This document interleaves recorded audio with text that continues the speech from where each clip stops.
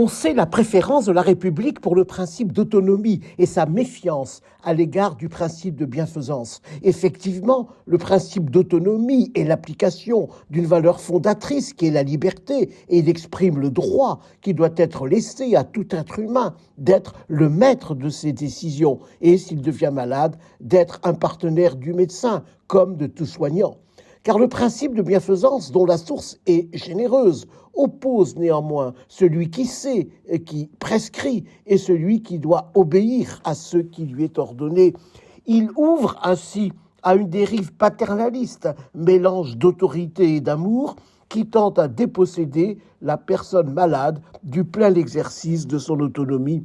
Mais faut-il pour autant condamner le principe de bienfaisance ? C'est là sans doute que la valeur fraternité prend tout son sens, car il s'agit bien de fraternité et non de paternité. Il s'agit de revoir ce qui fonde le principe de bienfaisance, non pas au nom d'un pouvoir, mais au nom d'une mission dans une société où les uns ont besoin des compétences des autres, garagistes, architectes, boulangers, maçons, électriciens, ingénieurs.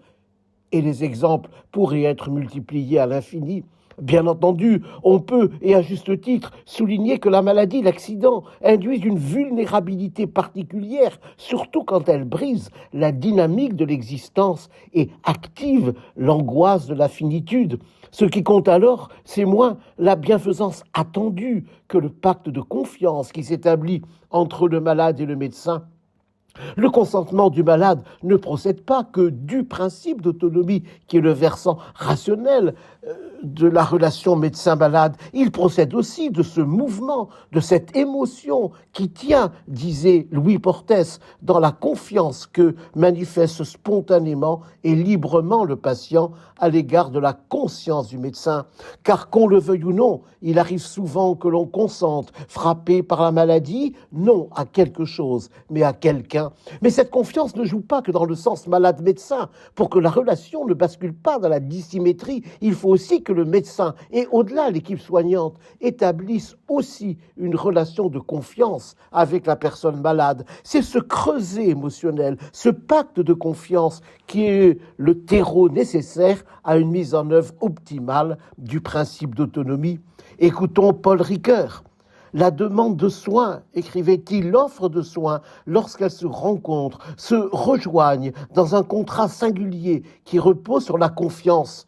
Le malade a confiance dans la compétence, le savoir-faire, la disponibilité à soigner de son médecin. Le médecin a confiance dans la disposition du malade à suivre la prescription qui désormais les lie tous les deux dans un pacte qui se résume dans un échange de deux personnes.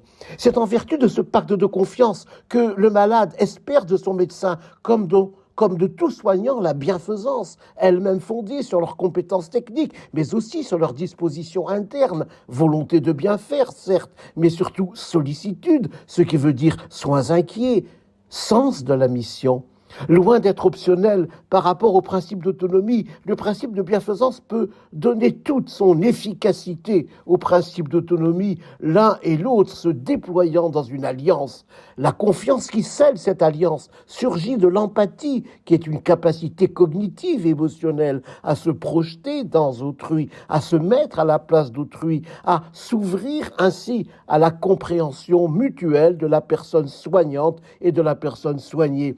Et c'est ainsi qu'en insérant les cadres juridiques dans la complexité de la psychologie et des relations humaines, que l'acte de soin peut prendre une saine distance avec l'opposition froide entre une bienfaisance paternaliste et un acharnement autonomique qui peut abandonner le malade à une solitude décisionnelle. Oui, c'est ainsi que la bienfaisance échappe au paternalisme pour rejoindre l'autonomie et devenir ainsi une bienfaisance fraternelle.